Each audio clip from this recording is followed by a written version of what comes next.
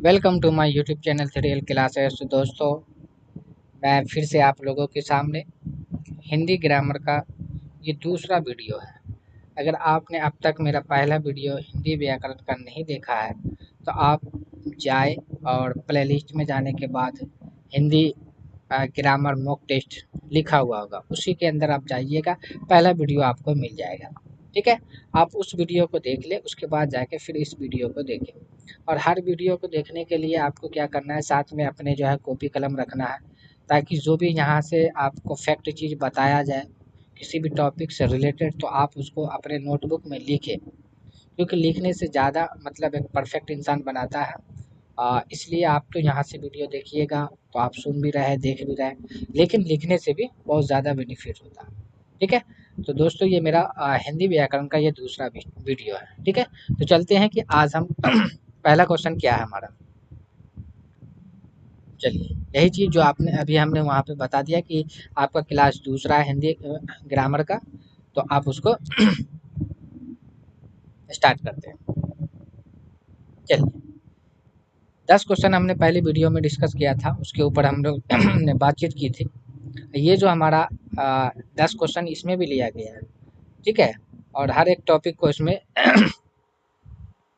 कोशिश किया गया है कि क्लियर करने के लिए जो भी क्वेश्चन लेकर आए, क्वेश्चन के जरिया ही आपको, प्रश्न के जरिया ही आपको जो है टॉपिक भी एक्सप्लेन करके आपको समझा दिया जाए। ठीक है, तो चलिए देखिए, और आपको क्या करना है कि पहले क्वेश्चन का जवाब खुद से देने की कोशिश करना है, उसके बाद जाके मेरा जवाब आपको मिल ही जाएगा। ठीक है, तो देखिए, जैसा कि आपको स्क्रीन के ऊपर दिखाई दे रहा कि हर्ष स्वर इनमें कौन है।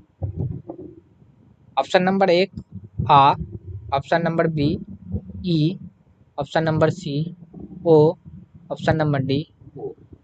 इन चारों ऑप्शन में से क्या हो जाएगा, हर्ष स्वर की कौन है इनमें से। चलिए आप जवाब दीजिए, उसके बाद फिर मेरा जवाब मिलेगा। चलिए देखिए, इसका सही जवाब हो जाएगा ऑप्शन नंबर डी। क्या हो जाएगा, ऑप्शन नंबर डी। ठीक है, ऑप्शन नंबर डी हो जाएगा। चलिए, अब यहाँ पे हम क्या करते हैं कि स्वर के बारे में जान लेते हैं। देखिए, ये जो स्वर है, ठीक है, इसकी संख्या टोटल 11 है। कितना है, 11 है। ठीक है, स्वर किसको कहा जाता है, तो स्वर जो है, ये देखिए, ओ, आ, हर्षई, दुर्गई, हर्षऊ, दुर्गऊ, ए, ऐ, ओ, औ। ठीक है, इसके अंदर एक और आता है, ये आपका री, री भी आ जाएगा। ठीक है, री देख लीजिए, 1 2 3 4 5 6 7 8 9 10 11, इसकी टोटल संख्या कितनी है, 11 है। अब ये जो स्वर जो होता है ना, स्वर के दो दो प्रकार होते हैं। कितने प्रकार होते हैं, प्रकार इसके दो होते हैं। एक का नाम है हर्ष स्वर, इसको, और इसका दूसरा नाम है लघु स्वर, मतलब छोटा स्वर। ठीक है, इसकी संख्या 4 है। ठीक है, इसकी संख्या कितनी है, 4 है। कौन कौन सा है, तो ये जो आपका आ जाएगा ओ, ठीक है, हर्षई, उसके बाद जाके हर्षऊ, उसके बाद आपका री। ये 4 को हर्ष स्वर है, इसका दूसरा नाम लघु स्वर भी है। दूसरे की अगर हम बात करें यहाँ पे, तो दीर्घ स्वर, दीर्घ स्वर इसकी संख्या 7 है, और इसका दूसरा नाम जो है आपको कहा जाता है, इसको गुरु स्वर भी कहा जाता है, गुरु स्वर। ठीक है, इसकी संख्या 7 है। कितना है, 7 है। तो 7 कौन कौन सा है, आ, दुर्गई, दुर्गऊ, उसके बाद जाके ए, ए, ओ, औ। 4, 1 2 3 4 5 6 7 हो गया, ये टोटल 7 है। ठीक है, तो ये आपका था स्वर से रिलेटेड। ठीक है, इसमें कुछ नहीं है, अभी इसमें कुछ ट्रिक बताने का नहीं है, आप इसको सिर्फ याद रख सकते हैं, मेमोराइज कर सकते हैं। ये टोटल जो है स्वर जो है स्वर की संख्या 11 है। स्वर के 2 प्रकार होते हैं, जिसमें एक का नाम है ह्रस्व स्वर, जिसको लघु स्वर भी कहते हैं, इसकी संख्या 4 है, ओ है, और उसके बाद हर्षई है, हर्षऊ है, री है। उसके बाद दीर्घ स्वर है, जिसको कहा जाता है गुरु स्वर भी कहा जाता है, जिसकी संख्या 7 है ना। आ है ना, दुर्गई है, दुर्गऊ है, ए ऐ औ है ना। ये टोटल इसकी संख्या 7 है। चलिए अब हम देख लेते हैं क्वेश्चन नंबर 12। क्वेश्चन नंबर 12 क्या कह रहा है? क्वेश्चन नंबर 12 ये कह रहा है कि योग रूढ़ शब्द कौन सा है? 4 ऑप्शन दिया हुआ है कि योग रूढ़ शब्द कौन सा है? पीला है, घुड़सवार है, लंबोदर है और नाक है। ये चारों में से कौन होगा? आप इसका सही जवाब पहले देने की कोशिश करें, फिर उसके बाद हम जवाब देंगे, फिर उसके बाद जाके हम एक्सप्लेन भी करेंगे। चलिए 5 सेकंड मिलता है आपको। 1 2 3 4 5। चलिए इसका सही जवाब हो जाएगा option number C. Option number C सही जवाब हो जाएगा, लंबोदर। योग रूट शब्द लंबोदर। अब चलिए यहाँ पे हम शब्द के प्रकार के बारे में बात करते हैं, क्योंकि शब्द से रिलेटेड है ये, है ना। ये शब्द जो होता है ना, रचना के आधार पर, शब्द रचना के आधार पर, रचना के आधार पर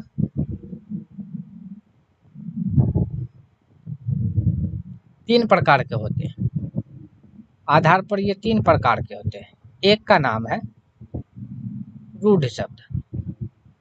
अब देखिए रूढ़ शब्द वो शब्द होता है जिसको, मतलब एक तरीका से समझिए, जिस शब्द को खंड करने पे कोई अर्थ ना निकले। जैसे कि है ना, खंड करने पर, खंड करने पर खंड करने पर अर्थ ना निकले।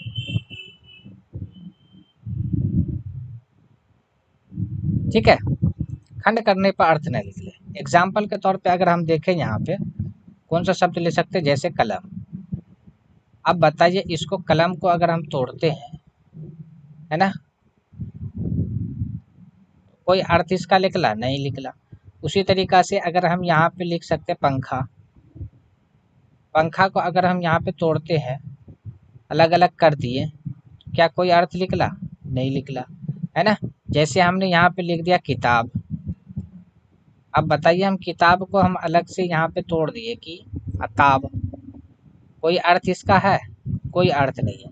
तो जब खंड उसको किया जाता तो उसका कोई अर्थ नहीं आता। जैसे अगर हम पत्थर यहाँ पे लिख दिए, पत्थर को अगर हम तोड़े, पत्थ पत्थर अलग अलग कर दिए, पत्थ का कौन सा थर, कुछ नहीं आया, इसका अर्थ नहीं निकला। तो ऐसे शब्द को ही रूढ़ शब्द कहा जाता है। रूढ़ शब्द क्या होता है कि जिस शब्द को खंड करने पर कोई अर्थ ना निकले, वो रूढ़ शब्द होते हैं। एग्जाम्पल के तौर पे हमने बता दिया, कलम, पंखा, किताब, पत्थर। उसी तरीक़ा से आप बहुत सा मिसाल ले सकते हैं। जैसे यहीं पे दिया हुआ, जैसे पीला, तो पी को अलग कर दिया, ला को अलग कर दिया, कोई अर्थ निकला? नहीं निकला।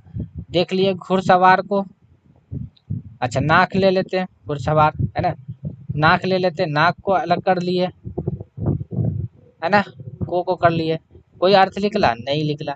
इसका मतलब है कि ये जो नाक हो गया, पीला हो गया, है ना, और उसके बाद यहाँ पे मिसाल दिया गया, ये सारा का सारा आपका क्या है? रूढ़ शब्द है। ठीक है। दूसरे प्रकार की अगर हम यहाँ पे बात करें, दूसरे प्रकार की बात करें तो यौगिक शब्द होता है। यौगिक, यौगिक शब्द होता है, यौगिक,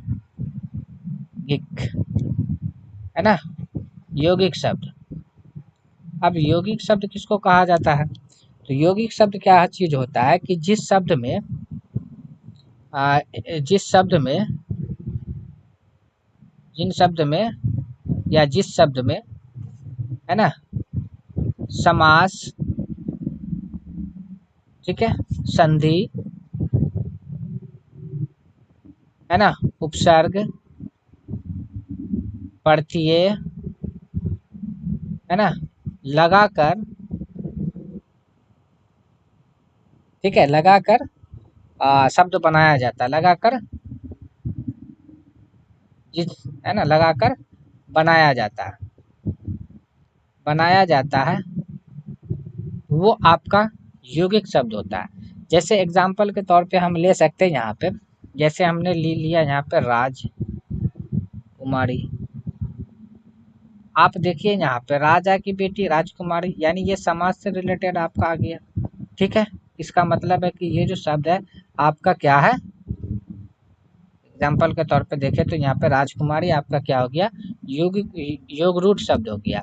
ठीक है, जैसे अगर हम यहाँ पे एक ले लेते हैं प्रत्यय उपसर्ग वाला भी, भर पेट, है ना, तो ये जो भरपेट एक शब्द ले लिया जाके, तो ये भरपेट क्या हो गया आपका यौगिक शब्द हो गया। उसी तरीका से जैसे अगर हम ले सकते हैं, जैसे एक एग्जाम्पल और ले लेते हैं, दूध वाला। अब देखिए यहाँ पे, है ना, ये दूध आ गया और इसके साथ में आपको लगा दिया गया पड़ती है ना, तो ये आपका क्या बन गया, यौगिक शब्द बन गया। तो यौगिक शब्द के लिए याद ये रखना है कि जो शब्द में अगर देख लीजिएगा आपके, अगर ये समास वाला शब्द है तो समझ लीजिए कि वो तो यौगिक शब्द है। संधि वाला शब्द है, जैसे कि एग्जाम्पल के तौर पे संधि वाला लेते हैं विद्यालय, है ना, तो जब इसका संधि का वाला है ना, विद्या प्लस आल है, विधा प्लस आल है। अब देख लीजिए ना, इसका अर्थ तो निकल रहा है ना, आला जगह के लिए इस्तेमाल किया गया विद्यालय ज्ञान, तब जाके ये मिला, है ना। इसी तरीका से एक ले लेते हैं, जैसे यथा शक्ति।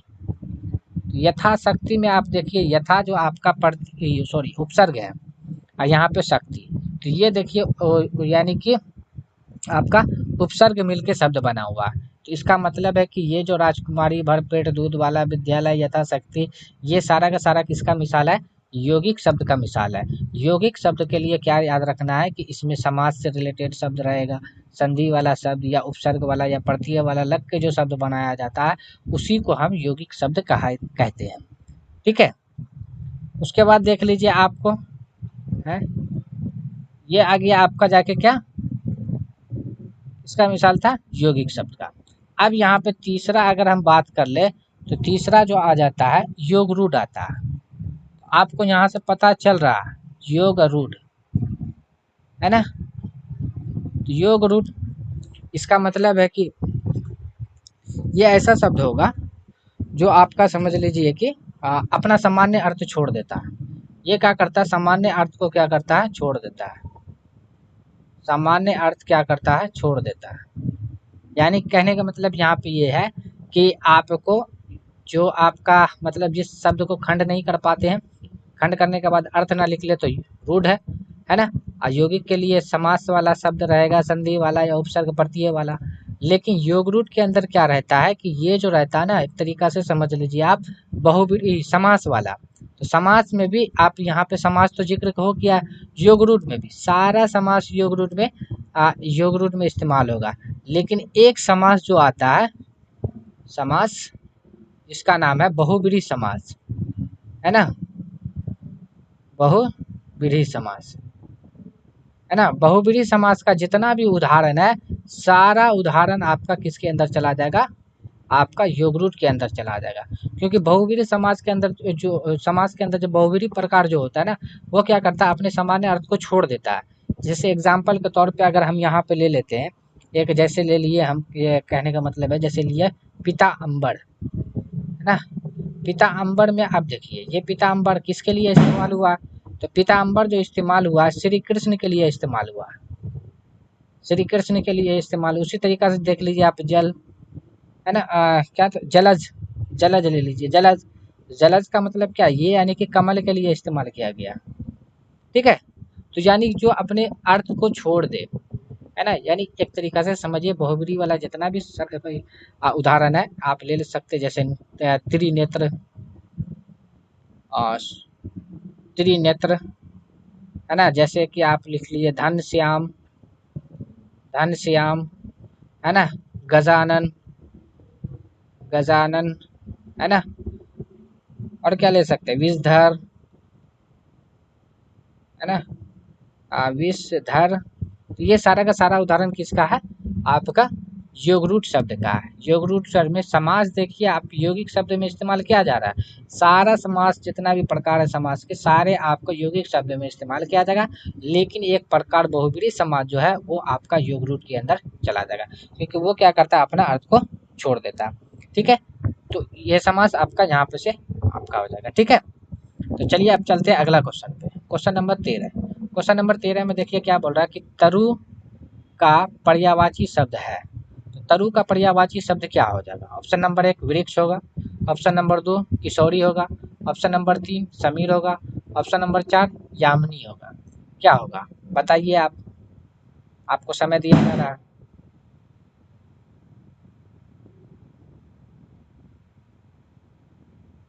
चलिए, तो इसका सही जवाब हो जाएगा तरु जो बोला जाता है पर्यायवाची जो वृक्ष हो जाएगा। क्या हो जाएगा? वृक्ष। ऑप्शन नंबर 1 सही जवाब इसका हो जाएगा। ठीक है, अब कुछ यहाँ पे से कहने का मतलब यहाँ पे ये है कि जैसे कि तरु है, तरु है और तरु का पर्यायवाची जैसे वृक्ष हो गया। और क्या हो सकता है? वृक्ष के बाद देखिए पादप हो जाएगा। और हम क्या ले सकते हैं इसका? जैसे कि आप पेड़ ले लीजिए। और क्या हो सकता है? गाछ, है ना, साखी। इस सबको आपको लिख के नोट डाउन करके आपको याद भी करना है ना। अब वैसे आप अगर लिखने का आदी बन जाइएगा ना तो फिर याद करने की जरूरत भी नहीं पड़ेगा। ठीक है, उसके बाद देखिए आपका क्या, किशोरी।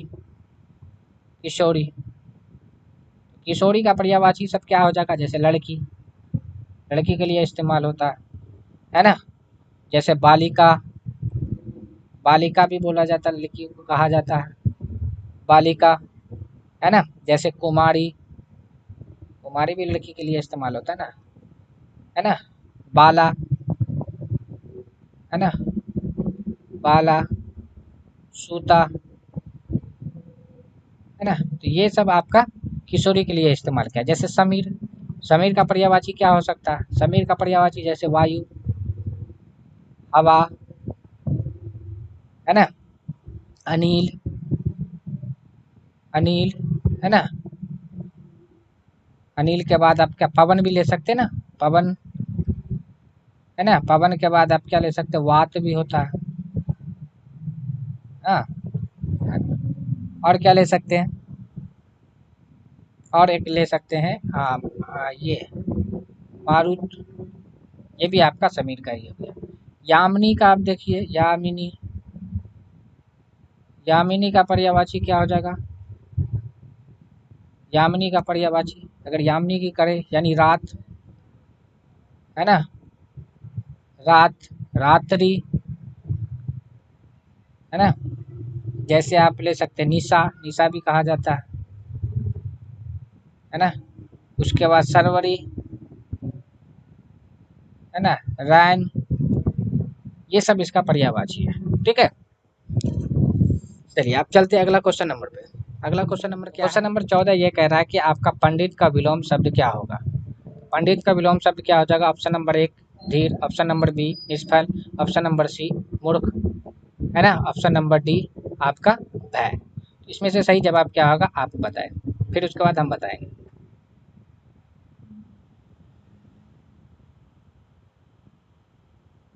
चलिए, 14 का सही जवाब हो जाएगा ऑप्शन नंबर सी। क्या हो जाएगा? ऑप्शन नंबर सी आपका सही जवाब हो जाएगा।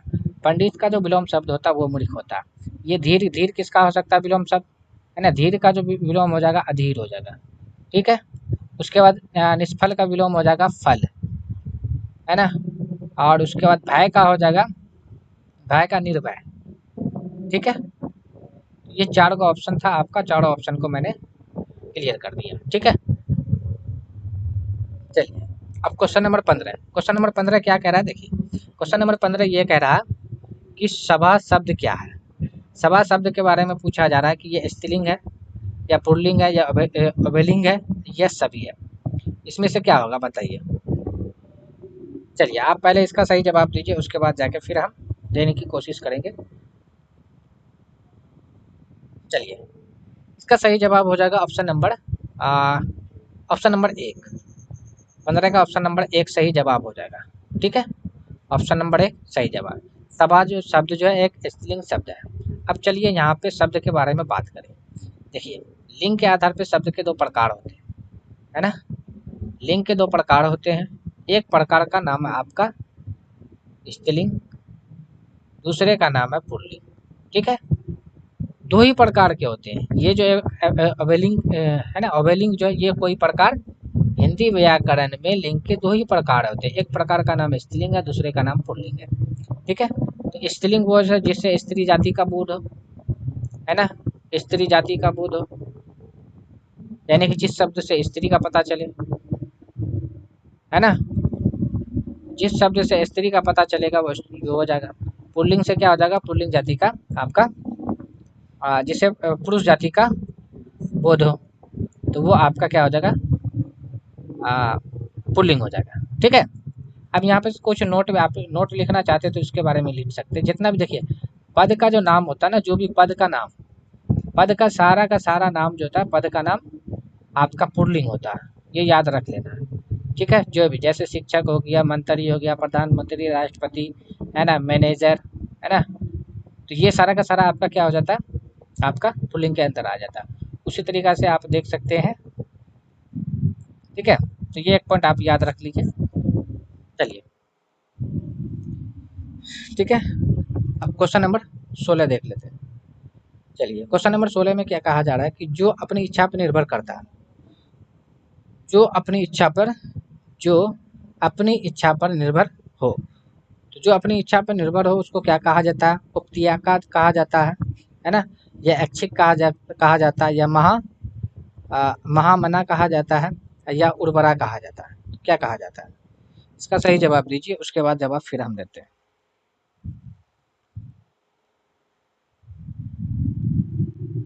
चलिए, इसका सही जवाब हो जाएगा,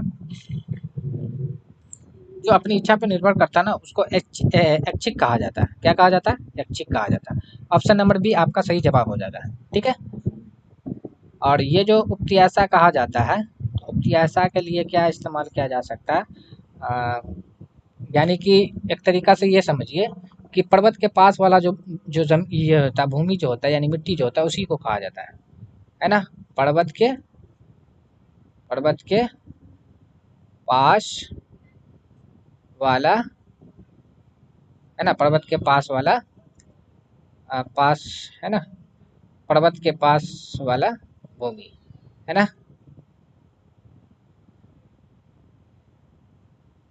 ठीक है, भूमि, तो पर्वत के पास वाले भूमि को क्या कहा जाता है, उपत्याका कहा जाता है। ऐच्छिक हो गया जाके जो अपनी इच्छा पर निर्भर रहते हैं, है ना। ये जो महामना का जो कहा जाता है ना, यानी जिसका मन महान होता है ना, जिसका जिसका मन, है ना, जिसका मन महान हो, जिसका मन महान होता है उसके लिए महामाना शब्द इस्तेमाल किया जाता है। जो अपनी इच्छा पर निर्भर होता है उसके लिए ऐच्छिक इस्तेमाल किया जाता है। और पर्वत के पास वाली जो भूमि होती है उसके लिए है ना, उपत्या का इस्तेमाल किया जाता है। उर्वरा वो उसके लिए होता है जो जमीन उपजाऊ हो, है ना। उर्वरा किसको कहा जाता है, जो, है ना, भूमि, है ना, जो भूमि यानी मिट्टी उपजाऊ हो, तो जो मिट्टी उपजाऊ होता है उसको क्या कहा जाता है, उर्वरा कहा जाता है। ठीक है, तो चलिए आप चलते हैं अगले क्वेश्चन पे। क्वेश्चन नंबर 17 पे चलते क्या। क्वेश्चन नंबर 17 का ये कहा जा रहा है कि कान खोलना का मुहावरा क्या होगा। तो कान खोलने का मुहावरा क्या होगा, एक में है सावधान करना, दो में संतोष होना, तीन में बेखबर रहना, चार में प्रतिज्ञा करना। चलिए, इसका सही जवाब क्या होगा बताइए। चलिए, ठीक है, तो इसका सही जवाब होगा ऑप्शन नंबर एक, सावधान। सावधान करना यानी कान खोलने का मतलब हुआ सावधान करना। ठीक है, ऑप्शन नंबर एक सही जवाब आपका हो जाएगा। अब यहाँ पे कि संतोष होना, तो संतोष होने के लिए क्या इस्तेमाल हो सकता है, तो संतोष होने के लिए हो जाता है कि इसके लिए अगर हम बात करें मुहावरा संतोष होना, यानी इसका मुहावरा हो जाता है कि कलेजा ठंडा करना, है ना। कलेजा कलेजा ठंडा, है ना, कलेजा ठंडा होना, कलेजा ठंडा होना। और उसके बाद बेखबर होना, तो बेखबर के लिए क्या होता है, जैसे कि एक तरीका से ये आपका अर्थ हो गया जाके। इसके लिए मुहावरा कौन सा इस्तेमाल किया जाता है? बेखबर होने के लिए किया जाता है कान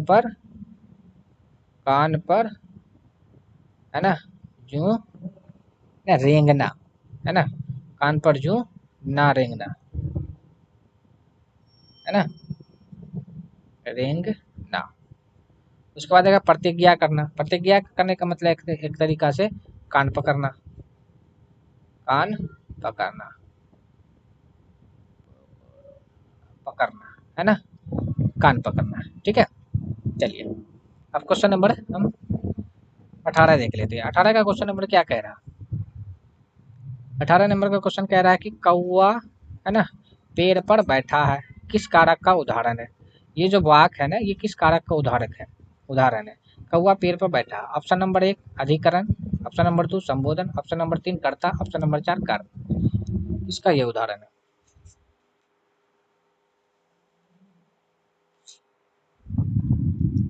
चलिए इसका सही जवाब हो जाएगा ऑप्शन नंबर 18 का ऑप्शन नंबर 1।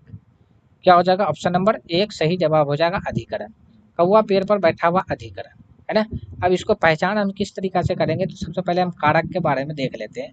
देखिए सबसे पहले कारक, कारक का अगर शब्द की बात करें, कारक शब्द का अर्थ होता है, कारक शब्द का अर्थ की अगर बात करें हम, तो ये जो होता है ना क्रिया करने वाला, क्रिया करने वाला, है ना। तो यानी कि क्रिया को करने वाले को क्या कहा जाता है? कारक कहा जाता है। ठीक है। अब अगर इसमें एक शब्द और भी इस्तेमाल किया जाता है जिसका नाम है विभक्ति, है ना, विभक्ति, है ना। तो विभक्ति किसको कहा जाता है? देखो कारकों को प्रकट करने के लिए, कारकों को प्रकट करने के लिए, प्रकट करने के लिए, है ना, करने के लिए,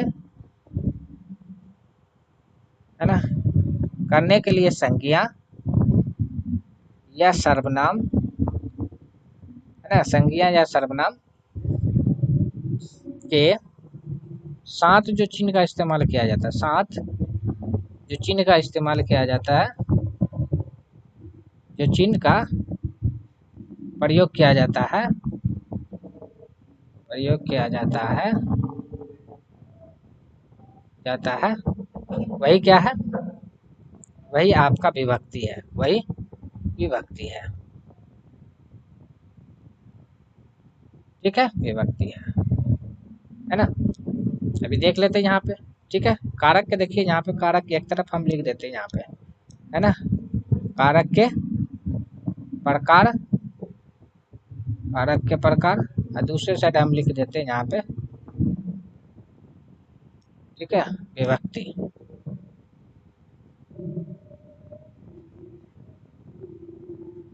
विभक्ति, विभक्ति का दूसरा नाम, इसको एक नाम और कहा जाता है, परसर्ग भी बोला कहा जाता है, परसर्ग विभक्ति का दूसरा नाम है। ठीक है। अब देखिए यहाँ पे एक में आता है कर्ता, यानी जो काम को करता है, इसके लिए चिन्ह इस्तेमाल होता है ने। उसके बाद दूसरा आता है काम, सॉरी कर्म, यानी जिस पर काम होता है ना, जिस पे भी काम होगा। तीसरा आपका आता है जाके करण। ये जो करण जो इस्तेमाल किया जाता है ना, आपका समझ लिए से या के द्वारा, यानी ये औजार के लिए इस्तेमाल किया जाता है ना, औजार के लिए। उसके बाद आप जानिए चौथा, चौथा की अगर हम बात करें यहाँ पे तो संप्रदान, संप्रदान। तो संप्रदान जो होता है ना के लिए, है ना, यानी जिसके लिए आप काम करते हैं, के लिए, है ना, और उसके बाद ये, है ना। उसके बाद आपका चार हो गया ना। पांचवा नंबर का अगर देखें हम यहाँ पे, तो अपादान, अपादान, अपादान इसका मतलब होता है से। अब ये से जो होता है जब कोई चीज़ अलग होता है तब इस्तेमाल किया जाता है, यानी प्रयोग किया जाता है। उसके बाद 6 नंबर की बात करें तो संबंध, संबंध, संबंध कारण। तो आपको पता है यहाँ पे जैसे का, के, की, है ना, रा, रे, री, नाने नी, है ना, ये सब आपका उसका चिन्ह हो गया। उसके बाद जाके अधिकरण, सात की बात करें तो अधिकरण, ठीक है, अधिकरण कारक, ये जो होता है ना आपका में या पर, में, पर या पे, यानी एक तरीका से समझिए जब छूता हो, है ना, छू जाए, है ना, जब छूता रहेगा तब। उसके बाद देखिए 8 नंबर का इस्तेमाल करें तो संबोधन, संबोधन ये पुकारने के लिए इस्तेमाल किया जाता है, जैसे हे, है ना, अरे, अरे, है ना, अरे, ये सब आपका इसका चिन्ह हो गया जाके, ठीक है। तो ये आपका था यहाँ पे से इस क्लास के अंदर कारक का मैंने सिर्फ यही चीज बताया है कि कारक जो है ना, एक कारक का शाब्दिक अर्थ जो होता है क्रिया को करने वाला, और इसके अंदर एक शब्द और इस्तेमाल किया जाता है जब कारक की बात है, तो ये तो विभक्ति, है ना, विभक्ति इस्तेमाल किया जाता है, यानी कारकों को जो काम कर प्रकट करने के लिए संज्ञा या सर्वनाम के साथ जो है जो चिन्ह लगाया जाता है उसको विभक्ति कहा जाता है। तो ये सब जितना भी चिन्ह है ना आपका यहाँ पे ये किया जाता है। अब यहाँ पे से हम यहाँ पे क्या करेंगे, ठीक है, तो ये सारा का सारा चिन्ह क्या है, विभक्ति चिन्ह है, और दूसरा नाम उसका प्रसर्ग भी, यहीं तक अभी बताया गया है। बाकी यह है कि अगली क्लास के अंदर जो क्वेश्चन कारक से लेके आएंगे तो वहाँ पे आपको एक्सप्लेन करके बता दिया जाएगा, एक एक क्वेश्चन, एक एक तो मतलब कि प्रकार के ऊपर जो क्वेश्चन आएगा प्रश्न आने के बाद, तो वहाँ से और भी क्लियर कर जाएगा, है ना। सिर्फ इतना को ये देखिए कि आपका ये जो हो गया कर्ता, जो काम को करता है उसके लिए कर्ता इस्तेमाल होता है, कर्म जिस पे काम होता है, करण जिस चीज से आप करते हैं औजार से, संप्रदान, है ना, यानी जिस किसके लिए आप काम करते हैं, किसी के लिए भी आप काम कर सकते हैं, है ना, अपादान, यानी कि जब एक चीज दूसरे चीज से अलग होता है तब अपादान इस्तेमाल किया जाता है, संबंध, यानी कि आप जान रहे रिलेशन से, संबंध से, है ना, अधिकरण, अधिकरण एक तरीका से समझ लिए किसी चीज के अधिकार के लिए, यानी मैं और एक दूसरे को छुएगा, मैं पर इस्तेमाल, संबोधन यानी किसी चीज को पुकारने के लिए इस्तेमाल किया जाएगा, ठीक है। चलिए अब क्वेश्चन नंबर अगला देख लेते हैं। देखिए क्वेश्चन नंबर अगला क्या कह रहा है कि पूर्ण विराम चिन्ह की पहचान करें, पूर्ण विराम चिन्ह की पहचान करें। ऑप्शन नंबर एक ये होगा, या ऑप्शन नंबर ये होगा, या ऑप्शन नंबर ये होगा, या ये होगा, क्या होगा। चलिए अब यहाँ पे देखिए 19 नंबर का क्वेश्चन कह रहा है कि पूर्ण विराम चिन्ह की पहचान करें, है ना। तो पूर्ण विराम चिन्ह की अगर हम पहचान यहाँ पे करें तो ये पूर्ण विराम चिन्ह की पहचान में क्या होगा, तो ये ऑप्शन नंबर एक सही जवाब हो जाएगा, ठीक है। यानी कि जब हम वाक्य आखिरी में, जैसे यहाँ पे अभी मतलब टाइपिंग की वजह से मेरे यहाँ पे जो हम डालना भूल गए, ठीक है, मिस हो गया, जैसे पूर्ण विराम चिन्ह की पहचान करें तो यहाँ पे हम यहाँ पे ये लगाते, ये पूर्ण विराम चिन्ह है, ठीक है, तो इस चिन्ह को पूर्ण विराम चिन्ह कहा जाता है। अब ये सवाल आता है कि इस चिन्ह को क्या कहा जाता है, तो इस चिन्ह को कहा जाता है अर्धविराम, क्या कहा जाता है, अर्धविराम चिन्ह, ठीक है। इसको क्या कहा जाता है, तो इसको कहा जाता है अल्प विराम चिन्ह, अल्प विराम चिन्ह, है ना। और इस चीज को इस चिन्ह को क्या कहा जाता है, योजक चिन्ह, क्या कहा जाता है, योजक चिन्ह कहा जाता है, ठीक है, इसको कहा जाता है योजक चिन्ह, ठीक है। चलिए आज इस क्लास का लास्ट क्वेश्चन आप देख लीजिए क्या, चलिए यहाँ पे देखिए आपको दिया हुआ option number question number 20, question number 20 में बोला कि फा का उच्चारण स्थान क्या होगा, ठीक है। तो फा का उच्चारण स्थान क्या हो जाएगा, चलिए आप जवाब दीजिए, ऑप्शन नंबर एक औष्ठ होगा, या ऑप्शन नंबर बी आपका दंत होगा या दांत, या ऑप्शन नंबर सी कंठ होगा, या ऑप्शन नंबर डी आपका मुंह होगा, क्या होगा, ओष्ठ, है ना, और जिसको होठ कहा जाता है ना, दांत यानी दंत कहा जाता है ना, दांत भी आप कह दे सकते हैं, कंठ है ना, मुर्दा यानी मुंह, क्या होगा बताइए। चलिए इसका सही जवाब हो जाएगा फो का उच्चारण स्थान, जो ऑप्शन नंबर एक सही जवाब हो जाएगा, ऑप्शन नंबर एक सही जवाब हो जाएगा, ठीक है। इससे पहली वाली वीडियो अगर आपने अभी नहीं देखी, अगर पिछली वाली वीडियो अगर आप देख लेते तो इसका क्वेश्चन आई थिंक आप सही जवाब दे सकते थे, ठीक है।